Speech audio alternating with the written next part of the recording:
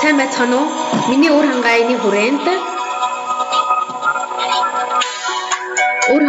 Алтан гацаад нь өр хангай аймгийн Зүүнбаян улаан сумын түүхэн дурсгал газрын нэг болох Баянзүрх хайрхны өвөлт орших энергийн төвийн үүсэл зан үйлийн тухай танилцуулж байна.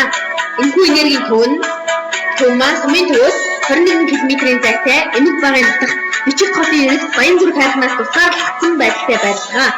Уг хатны нүүрэн тал газраас 1 м орчим өндөрт маны бадминхан гэсэн бичиг сүг зурагтай. Хадны ард талд нь шинэс мод ургасан байдаг. Бичиг хад нь ард талаасаа шурган ордог агуйтай. Энэ агуйд сайн ир туулай Төрөн гэдэг хүн амьдардаг байсан. Мөн том хадны урд хэсэгт мод тойрсон уяажлах байдаг ба нэг газар гадуу багтгаа. Эмэгтэй хний суулын орой дээрээс энэ уяаж асхан харагддаг. 2013 оны 3 сарын 6-ны өдөр дэлхийд тэнгэртэй холбогдсон шинэ энергийн төв үүснэ гэж дэлхийн маш олон эрдэмтэн хүлээн зөвшөөрч эрс хайгуул хийж байжээ. Тэгэхэд Баянзүрх хайрхны өвөр бичиг хадны хажууд энергийн төв буусан.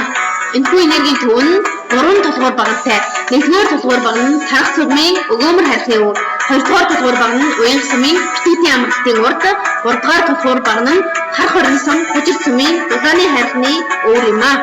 Гол цөм нь Зүүнбаян улаан сумын бичиг хадны хажууд оршдгоо. Энергийн хэмжээг нь хэмжиж үзэхэд энгийн үедээ 1530 Гц-ийн хэмжтэй юм а. Анх энерги бууснаас хойш 5 жилийн хугацаанд байгалыг бохирдуулахгүй энергийг нь доктортой байхын тулд олон нийтэд зарлаагүй зан үйлээ хийсээр иржээ. 2018 оноос 2019 онд тусгай хамгаалалтанд авч ингэснээр олон нийт бий болж хүмүүсээр зорж ирсэн. Тойрч 3 дахь цагаан будаа өргөдгөө. Анхааруул хүн хайсан дотор хоох хийхгүй, газ гаргахгүй, арх сахад өргөхгүй, мөн арх сахад хүртэхгүй. Хажууд нь байгаа шинс модноос энерги татдаг байна.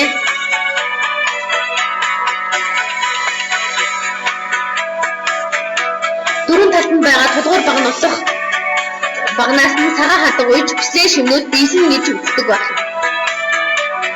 Тойрч гороолж ирснийхаа дараа талбайгаас энерги авахын тулд гараараа энерги авдаг байна.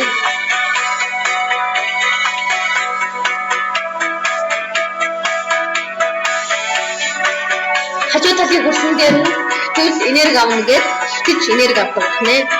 Мөн хажуу талд нь байрлах 4-5 овон дээрээс баруун талын овонд нь эрэгтэй хүн залбирч, зүүн талын овонд нь эмэгтэй хүн залбирч, голын овонд нь эрэгтэй эмэгтэй хүүхэд шидгүй залбирч бүслээ шимдэг байна.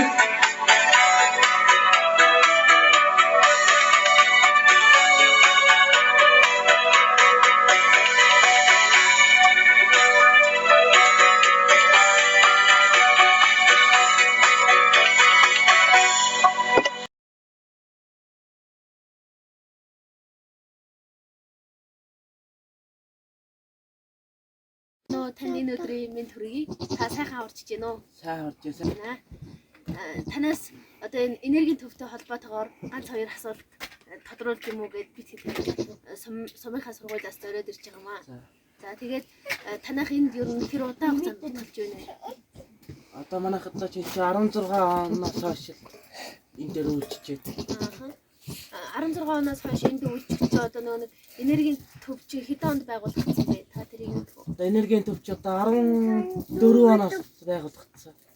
Энд энергитэй газар гэдэг. Энергитэй газар гэдэг. Хүмүүс эрэхтэй ямар зан үйлийг хийдэг вэ? Та талаар. Одоо энэ дээр ч одоо зан үйл хийхдээ мөргөн цай сунахад ээж өргөн.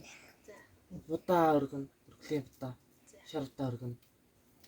Тэгээд одоо нэг өдөр дунджаар хэр их хүмүүс ирж байна. Жилд дунджаар. Ер нь ямар үйлрэлт голцсон хүмүүс ирж байна. 7 сараас хойш дууцууд их ирд юм да. 7 сарын үеэр. 8 сарын үеэр. Өвлийн үйлрэлт хүмүүс ирж байна өдөрт. Цагаан сараас хойш шинэ 8-наас хойш дууцууд их ирнэ. За шинэ 1-ээс шинэ 8-ны хооронд ер нь ирсэн өнөөдөр хэр их хүнтэй байна. Ирээл юм. Өдөр чинь ирээл. Нөгөө нэг 2014 онд нэг зан үйл үлдгэсэн гэдэг тий. Тэнд нэг яг ямар зан үйл үлдгэжсэн, ямар хүмүүс ирээд ямар зан үйл үлдээд нутгийн цааснууд гэхээр олон хүн тэр зан үйлд оролцож байсан бэ. Энэ яахан тэгээд оролцлоо. Зан үйл.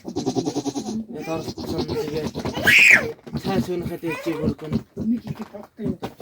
Одоо жишээ нь одоо тэр нэг энерги хүмүүс нь ирлээ гэж ямар зан үйл тий. Тэгээд тэгээд хаяг авчираад цагаан тээд мэдээ өмсөөл оролцсон шүү дээ. Эднес чинь тэгээд сүү сайн гэдэг өргөн.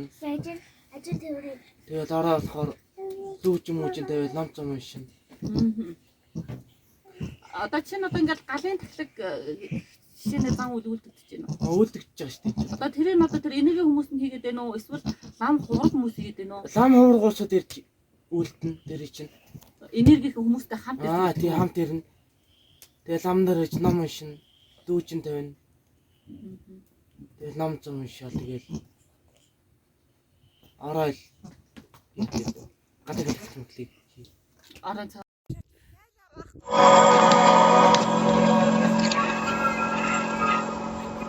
Бичиг садны энергийн төв нь юмыг сайхан зөөлрүүлдэг, эв наримталтай болгодог, өвчин зовлон арилгадаг, байгаль хүний харилцааг сайжруулдаг, хүний хорон сэтгэлийг багасгадаг тийм сайхан зөв энергийн эргэлттэй газар юм а. Бичлэг үзэж байгаа хүн бүр зориод очорой гэж уриалмаар байна. Анхаарал хандуулсанд баярлалаа.